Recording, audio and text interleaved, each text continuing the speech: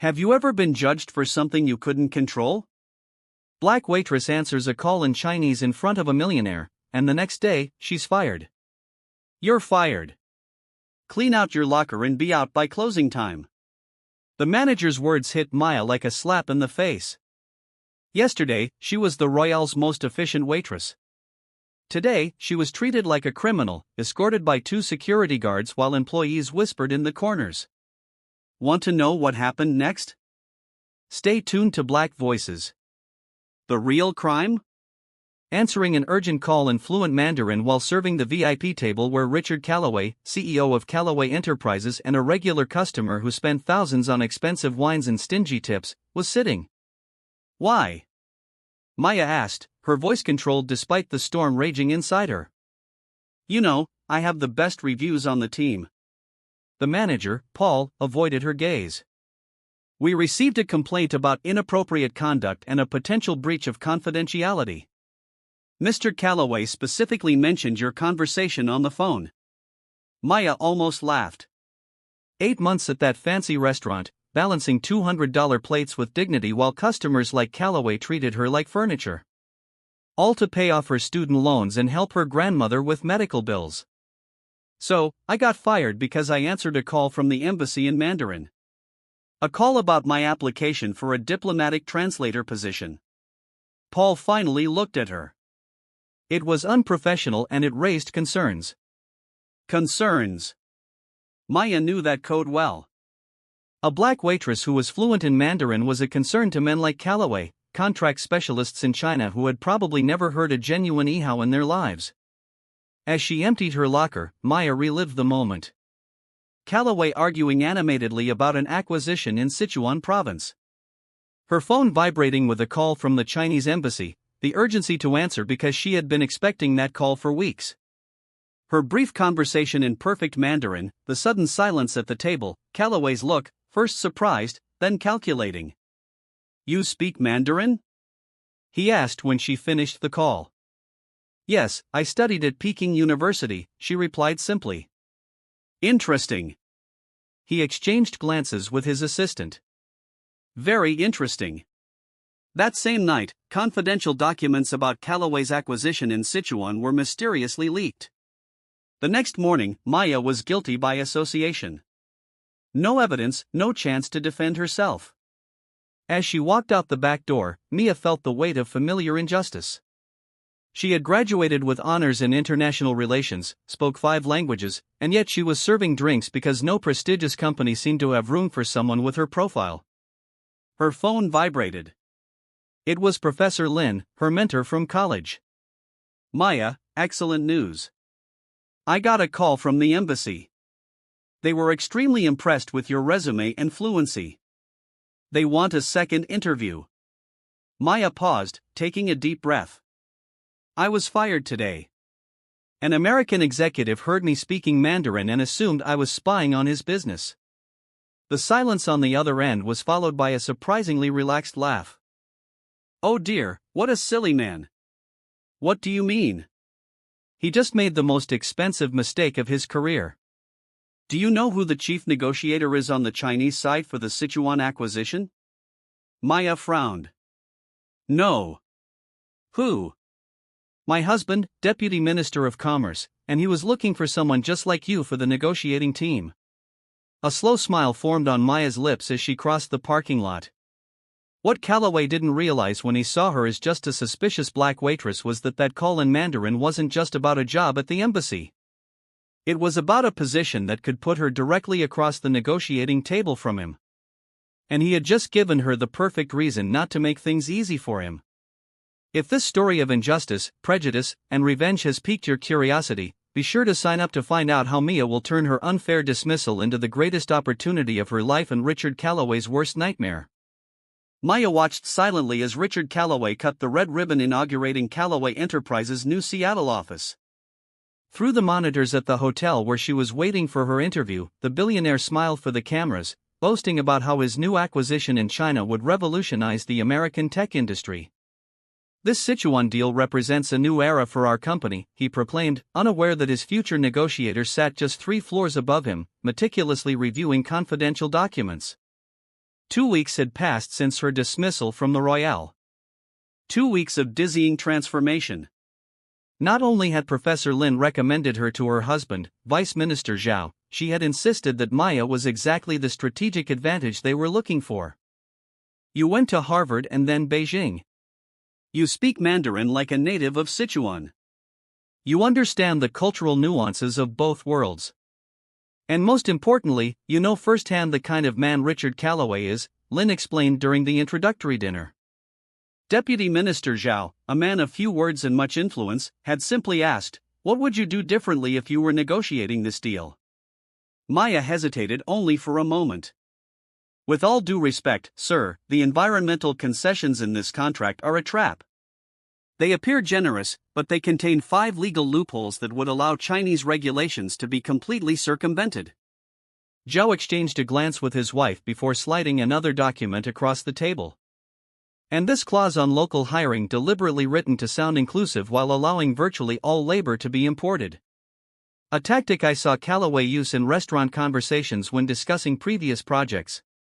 That same evening, Maya was hired as special advisor to the negotiating team in absolute secrecy. While Callaway publicly announced his inevitable victory in the final negotiations, she worked tirelessly behind the scenes, reviewing every comma of the contracts in English and Mandarin, finding inconsistencies that no one else would detect. "Miss Davis, we have a situation." Zhao's assistant interrupted her thoughts. "Mr. Callaway has requested an early preliminary meeting for tomorrow. He has brought 2 translators of his own and is asking to renegotiate the intellectual property terms." Maya smiled. Desperate moves, exactly as predicted. Her contacts at the Royale had informed her that Callaway was losing investors after documents revealing dubious practices in previous Asian deals had been leaked. "He doesn't know I'm here yet?" she asked, organizing her notes. "No, he believes he's only dealing with Chinese bureaucrats who barely speak English," the assistant said, mimicking Callaway's words from a monitored phone call. "Perfect." As she reviewed her strategy, Mia received a message from her grandmother. That man was here. Her heart raced. Paul, the former manager of the Royale, had visited her grandmother's house, asking questions about her whereabouts, claiming concern about erratic behavior at work. The real reason was clear. Callaway was investigating her. That night, alone in her hotel room, Mia was plagued by doubts. What if Callaway discovered her involvement before the meeting? What if he had more connections than they realized? The man was known for destroying careers for much less than what she was planning. A knock on the door interrupted her thoughts. "Come in," she said, expecting Zhao's assistant with the final documents. Instead, a middle-aged woman in impeccable attire entered, carrying a black briefcase. "Miss Davis, I'm Margaret Chun, federal prosecutor specializing in international corporate crime." Maya felt her stomach sink. "Am I under investigation?" Margaret smiled. "On the contrary, we've been investigating Callaway Enterprises for 18 months. Recent leaks have accelerated our timeline, and we've learned of your particular situation." "How?" "Let's just say that Vice Minister Zhao and I have occasionally had aligned interests." She opened the briefcase, revealing photos, financial documents, and transcripts. "Callaway isn't just violating trade laws. There's evidence of bribery, tax fraud, and systematic discrimination in hiring practices." Maya scanned the documents, recognizing patterns she had witnessed at the restaurant. "Why are you showing me this?" "Because tomorrow you'll be face to face with him, and we need someone who understands both worlds to ask the right questions at the right time." Margaret handed her a small device. "This transmitter will allow us to record everything inside that room." As they discussed strategy, Maya's phone rang. A text message from an unknown number. "I hear you're unemployed. Maybe I can help. Dinner tomorrow. Richard Callaway." Attached was a local newspaper article about discriminatory practices at the Royale, featuring an interview with Paul, stating that Mia had been rightfully fired for inappropriate behavior and suggesting loyalty issues that could compromise confidential client information. Margaret read the message over Mia's shoulder. "He's trying to intimidate you. He knows you're in town, but he hasn't connected all the dots yet." Mia felt a surprising calm wash over her. He thinks I'm desperate, looking for a job that he can buy me with dinner. And this, Margaret pointed to the article, is in case you refuse. He wants you to know he can destroy your reputation completely. Maya looked out the window at the Callaway Enterprises neon sign on the city skyline. The same man who had dismissed her as a mere waitress was now oscillating between trying to recruit her and threatening her. Tomorrow he'll find out that there are consequences for underestimating people, Mia said, holding the transmitter. And they go beyond losing a lucrative deal. What Callaway didn't know as he prepared for his easy win against inexperienced negotiators was that he would face not only Maya, but a meticulously constructed federal investigation that was about to use his arrogance as the trigger for his own downfall. The same woman he had dismissed for speaking Mandarin now held in her hands the documents that could not only ruin the Sichuan deal, but potentially his entire career. And all thanks to a phone call in Mandarin that he had been arrogant enough to dismiss as a threat. The conference room at the Grand Hotel was impressive in its ostentatious luxury: crystal chandeliers, a polished mahogany table, and a panoramic view of the bay. 9 Chinese executives lined up on one side, Richard Callaway and his team of lawyers on the other. It was almost 10 o'clock in the morning and Maya still hadn't shown up for the reconciliatory dinner he had proposed the night before. "It looks like we'll have to start without your translator," Callaway commented to Vice Minister Zhao, his falsely cordial tone masking his impatience. "Our interpreters will suffice." Zhao consulted his watch with studied calm. "We'll wait 5 more minutes for our special consultant." Callaway smiled confidently. His investigators had confirmed that the former waitress was still unemployed and desperate. She was probably too scared by the smear article to show up, exactly as he had planned. At worst, she would sell herself for a mediocre salary at his firm, guaranteeing her silence. When the door opened, all eyes turned to the woman who entered, Maya Davis, no longer in a waitress uniform, but in an impeccable suit, carrying an executive briefcase. "I apologize for the delay," she announced in perfect English before switching to Mandarin so fluent that the Chinese executives exchanged impressed glances. Callaway paled, confusion and alarm crossing his face as Maya took a seat next to the vice minister. "Miss Davis, what is this?" he asked, trying to maintain his composure. "Allow me to clarify," Zhao replied. "Miss Davis is our special advisor for these negotiations." "Impossible," Callaway hissed. "She was a waitress. Until last week, she served my meals." Maya smiled politely. "And while she served your $900 Chateaubriand, she listened to your discussions on how to circumvent Chinese labor laws." Fascinating how some executives assume that service employees are invisible or incapable. "A convenient coincidence," Callaway recovered, glancing at his lawyers for support. "One might almost suggest corporate espionage." "Espionage?" Maya laughed softly. "I was simply waiting on your table, Mr. Callaway. You spoke openly about confidential business in a public space. If you had concerns about confidentiality, perhaps you should have used a private room." Callaway's translators exchanged nervous glances, realizing that every word would be perfectly understood by the woman before them. "Let's get down to business," Zhao interjected. "Ms. Davis has prepared a complete review of the proposed contract." Maya opened her briefcase and distributed documents. "We have identified 17 significant discrepancies between the English and Mandarin versions. Of particular concern are clauses 8, 14, and 22. Callaway furiously leafed through the papers marked in red. "These are just translation inconsistencies. Nothing unusual in complex documents. Inconsistencies that always favor Callaway Enterprises," Maya observed. "Interestingly, all in sections you specifically discussed as points to manipulate during dinners at the Royale." The Chinese executives murmured among themselves as Maya continued, relentless. "Particularly interesting is Clause 22, which appears consistent in both versions, but contains legal terminology that means drastically different things in the American and Chinese legal systems." The door to the room opened again. Margaret Chun entered accompanied by 2 federal agents. "Ms. Chun." Callaway stood abruptly. "This is a private meeting." And this, Margaret held up an official document, is a federal subpoena related to investigations of trade fraud, systematic discrimination, and possible corruption involving Callaway Enterprises. One of Callaway's lawyers whispered urgently in his ear. His face went from pale to red as he fixed his gaze on Maya. "This is a trap," he accused.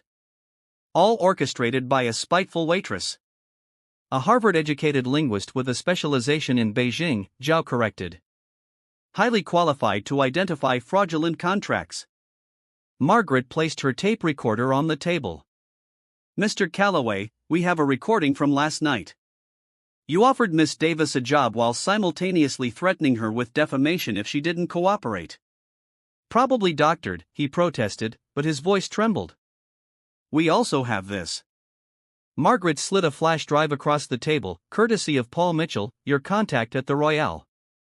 He got nervous when federal agents started asking questions about discriminatory practices. He decided to cooperate by handing over records of all your suggestions on who should be hired or fired based primarily on racial prejudice. For the first time, Callaway looked truly disoriented. "That's a misunderstanding. Your specific instructions to fire employees who don't seem right for the environment have been abundantly documented," Margaret continued, "as have your demands to transfer attractive waitresses to your table and remove anyone who seems too ethnic." The room fell silent as Maya opened her laptop. Federal agents also found irregularities in Callaway Enterprises' payments to consultants in Sichuan. Coincidentally, the same consultants mentioned by Mr. Callaway over dinner as, and I quote, "easily bought officials." Chinese executives rose indignantly while Mia remained calmly seated, representing with dignity not only the negotiating team but all the people Callaway had looked down on over the years. One of the lawyers pulled Callaway into a corner, whispering frantically. His empire was crumbling before his eyes. The billion-dollar deal ruined. A federal investigation underway. His Chinese partners enraged. And all because of a woman he had fired for speaking Mandarin. "Miss Davis," he finally said, his voice defeated. "What do you want?" Maya closed her laptop with deliberate calm. "Justice, Mr. Callaway, not just for me, but for every person you've harmed by believing you could act with impunity." As federal agents led Callaway out of the room for further clarification, Mir exchanged a glance with Vice Minister Zhao. The silent question hanging in the air was whether such a deep enmity rooted in prejudice and privilege could ever truly be healed, or whether the collapse of Callaway's empire was only the first step in a deeper transformation of the corporate world, where power and prejudice had walked hand in hand for too long. 8 months after the collapse of the Sichuan negotiations, Mia's office at the Ministry of Foreign Trade offered a panoramic view of Seattle. On her desk, a notification from the New York Times flashed on the screen. "Richard Callaway pleads guilty in federal case of discrimination and corporate fraud. Estimated sentence 7 to 10 years. She closed her eyes, absorbing the news. It wasn't revenge she felt, but a quiet sense of justice served. A soft knock on the door interrupted her thoughts. Vice Minister Zhao entered, followed by Professor Lin. "Did you see the news?" Lin asked, smiling. Maya nodded. "It looks like it's finally over." "More than that," Zhao said, placing a folder on her desk. "The Chinese government has officially approved the expansion of the language diversity program you proposed. 5 million in initial funding to train young people from marginalized communities in diplomacy and international negotiations." The program had been born out of the ashes of the Callaway scandal. When Mia's story, the black waitress fluent in Mandarin who took down a corporate empire, went viral, hundreds of young people from similar backgrounds began reaching out to her, sharing similar stories of ignored talents and denied opportunities. "And your grandmother?" Lin asked. "Fully recovered?" Maya smiled. "The experimental treatment we were able to afford with my new salary worked. She's planning a trip to China next month." Her assistant appeared at the door with more news. The Royale, the restaurant that had fired her, was closing after losing almost all of its clientele. The investigation into its discriminatory practices had inspired employees at other luxury establishments to report similar abuses, triggering a wave of reforms in the industry. "You've started a movement, Miss Davis," Zhao observed. "Actually, it already existed," Mia corrected gently. We just needed catalysts. As her visitors left, Mia received an email from Paul, her former manager. After cooperating with the investigations, he had been hired as a consultant on equitable practices in hospitality. His message included a recent news story about Callaway. The man who had once commanded an empire was now desperately selling properties to cover legal fees. Former associates shunned him. Callaway Enterprises had been reorganized under new leadership after his forced resignation with strict anti-discrimination policies implemented by expert consultants. I never imagined that answering a call in Mandarin would change not only my life but an entire system, Maya murmured to herself. Her new reality was almost surreal. From a waitress who had been discriminated against to vice president of international business relations, a sought-after speaker at universities and a role model cited in books on diversity in the corporate environment. The afternoon brought another visitor, Margaret Chun, the federal prosecutor whose meticulous work had been instrumental in the case. I came to deliver this in person, she said, offering an official envelope. The class action settlement has finally been approved. All employees fired or discriminated against by Callaway in the last 10 years will receive compensation. How much for you specifically? $1.2 million. The court found your case particularly significant because of its systemic impact. Maya shook her head in disbelief. To think he could have simply recognized my abilities from the start. People like Callaway rarely see beyond their prejudices, Margaret observed, until it's too late. After Margaret left, Maya took a small map out of her drawer, places around the world where she planned to establish language training centers for young people from marginalized communities. The first would open next month in the same neighborhood where her grandmother had struggled to raise her alone. Her phone rang. The Chinese embassy was confirming her lecture for new diplomats the following week. The topic, linguistic diversity as a strategic advantage in global negotiations. Sometimes Mia still wondered what her life would have been like if Callaway hadn't fired her that day. She'd probably still be balancing $200 plates while her talents remained invisible to the world. The next morning, Maya visited her old neighborhood where she funded language immersion programs for young people. A teenage girl approached her shyly after her talk. I wanted to quit my Mandarin studies, the girl confessed. No one at my school understands why a black girl would study that. Then I saw your story on TV. And what did you decide? Maya asked. I'm going to keep going and I'm also going to start Korean next semester. These were the victories that mattered most. Not Callaway's downfall, but the emergence of a new generation that wouldn't have to fight so hard to be seen and valued. Back at the office, Maya found one last unexpected email. Harvard University was inviting her to be the keynote speaker at that year's graduation ceremony, focusing on how unconventional skills in minority communities represented untapped resources for global diplomacy. As she gazed out her window, Mia reflected on the supreme irony. Richard Callaway, in his arrogance and prejudice, had inadvertently created the greatest advocate for linguistic diversity the diplomatic world had ever known. The man who had tried to silence her for speaking Mandarin now watched from his cell as international programs inspired by his downfall aired. Justice, Mia concluded, lay not only in Callaway's punishment, but in the transformation of systems that had for so long allowed people like him to thrive at the expense of ignored talent. The real victory was not personal. It was structural and generational. If this story has inspired you to never underestimate your own potential or the value of skills that others may dismiss, be sure to sign up for more stories about how the arrogance of the powerful often becomes the seat of their own downfall, only on Black Voices. After all, as Maya proved, sometimes a simple phone call can reveal not just an unexpected language, but a whole new world of possibilities.